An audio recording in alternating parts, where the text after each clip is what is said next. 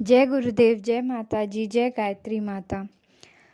गुरुदेव और माता जी की सूक्ष्म उपस्थिति में गुरु गीता में वर्णित है, सद्गुरु की कृपा से ही मिलती है मुक्ति।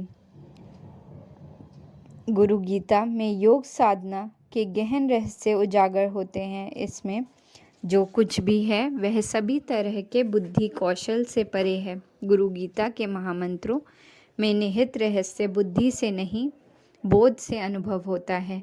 इसके मंत्राक्षरों की सच्चाई के तर्क से नहीं, साधना से ही जाना जा सकता है। जो लोग गुरु गीता को बुद्धि और तर्क से जानने की कोशिश करते हैं वे अपने ही जाल में उलझकर रह जाते हैं। गुरु गीता के संबंध में उनकी बौद्धिक तत्परता उन्हें भ्रमों के सिवाय और कुछ नहीं दे पाती। तर्कों से उन्हें केवल बहस का खोखलापन मिलता है। इसके विपरीत जो साधना करते हैं वे अपने साधना से प्राप्त अंतर्दृष्टि के सहारे सब कुछ जान लेते हैं। गुरु गीता की रहस्य कथा में अंतर्दृष्टि के रहस्यों की श्रृंखला स्पष्ट होती है।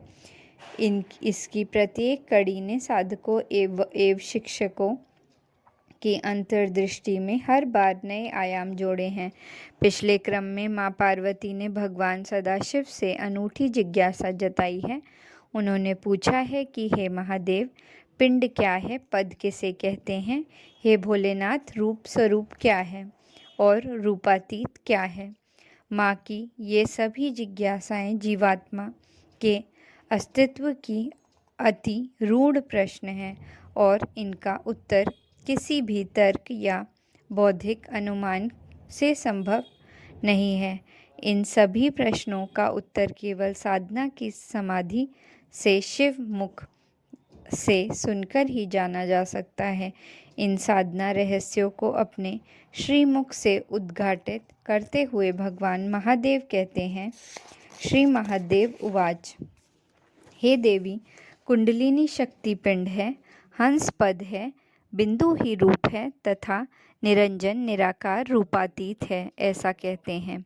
जो पिंड से मुक्त हुआ, पद से मुक्त हुआ, रूप से मुक्त हुआ और रूपातीत से मुक्त हो सका, हे श्रेष्ठ मुखवली, उसी को मुख्य कहते हैं। इसमें कोई संशय नहीं है। गुरु गीता के उपरोक्त दो महामंत्रों में योगी जनों की समस्त योग साधना का सार है। विरले ही इसकी अनुभूति कर पाते हैं।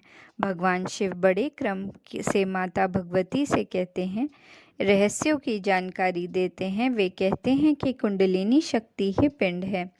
इसका तात्पर्य यह है कि जब तक योग्य साधक में कुंडलिनी शक्ति सुप्त रहती है तब तक वह देहबोध और देहाभिमान से बंधा रहता है। ऐसा व्यक्ति कितनी ही पुस्तकें पढ़ ले, भले कितने ही शास्त्रों का अध्ययन कर ले, पर उसे देहबोध से मुक्ति नहीं मिलती। इसके पास तर्क तो होता है पर बोध नहीं होता। ये बातें उतनी उच्च नहीं हैं, क्यों ना हो करे, पर वह वासनाओं की कीचड़ और कलुष से मुक्त नहीं हो पाता। उसे यह मुक्ति मिलती है कुंडलिनी शक्ति के जागरण से। कुंडलिनी के जागृत होते ही कीचड़ धुलने लगती है, कुसंस्कारों की कोई छटने लगती है और तब उसे अनुभव होता है कि देह से परे भी उसकी सत्ता है। इस तरह ऐसा साधक कुंडलिनी के जागरण एवं उधर्वगमन के साथ ही पिंड से मुक्त हो जाता है, परंतु यह मुक्ति का पहला चरण है। इसके आगे की यात्रा तब संभव होती है जब वह पद को पहचानता है, प्राण रूप हंस की सूक्ष्मताओं एवं विचित्रताओं से परिचित होता है।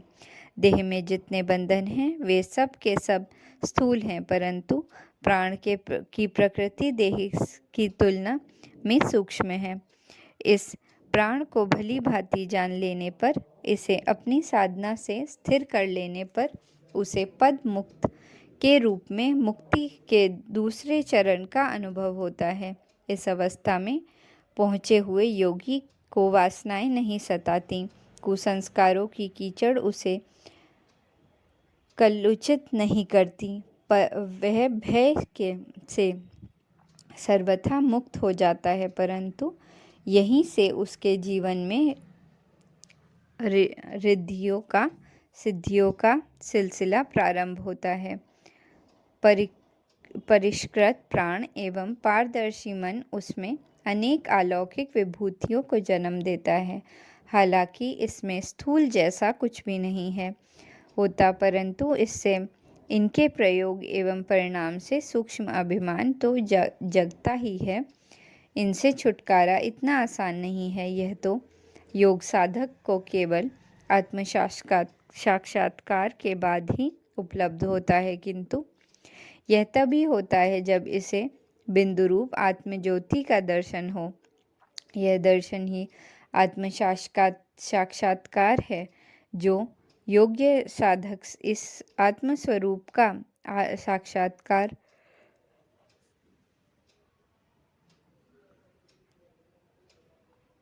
करता है, वही मुक्ति के अगले चरण यानी कि रूप मुक्ति का आनंद उठा सकता है। योग साधक की यह अवस्था पूर्ण द्वंद्वित होती है। न यहाँ सुख होता है न दुख होता है। किसी तरह के सांसारिक लौकिक कष्ट उसे कोई पीड़ा नहीं देते। गुणों में बसते हैं। इस सत्य का अनुभव उसे इस अवस्था में होता है। उपनिषदों में इसी को अंगुष्ठ मात्र आत्मज्योति का साक्षात्कार कहा गया है, जिस ज्योति के दर्शन मात्र से योग साधक को स्वयं का ज्ञान एवं आत्मस्वरूप की स्थिति की प्राप्ति हो जाती है। इस अवस्था का सच एक ऐसा सच है जिसे अनुभवी ही जानते हैं, वही इसका सुख एवं आनंद भोगते हैं। मुक्ति की यह अवस्था पाने के बाद भी भेद बना रहता है। जीव सत्ता एवं परमात्मा सत्ता के बीच पारदर्शी दीवार बनी रहती है। कुछ वैसा ही जैसा कि लैंप की ज्योति एवं देखने वाले के बीच शीशा आ खड़ा होता है। देखने वाला ज्योति को देखता है परंतु इसे छू नहीं सकता, इसमें समा नहीं सकता। कुछ इसी तरह आत्म ज्योति में स्थिर हो जाने के बाद जीवन सत्ता को परमात्मा की अनुभूति तो होने ही लगती है, परंतु भेद करने वाली पारदर्शी दीवार नहीं ढलती। यह अवस्था आनंददायक होते हुए भी बड़ी पीड़ादायक एवं तड़पाने वाली है। अनुभवी जनों को ही इसका अनुभव होता है। इस पारदर्शी दीवार को भेदना किसी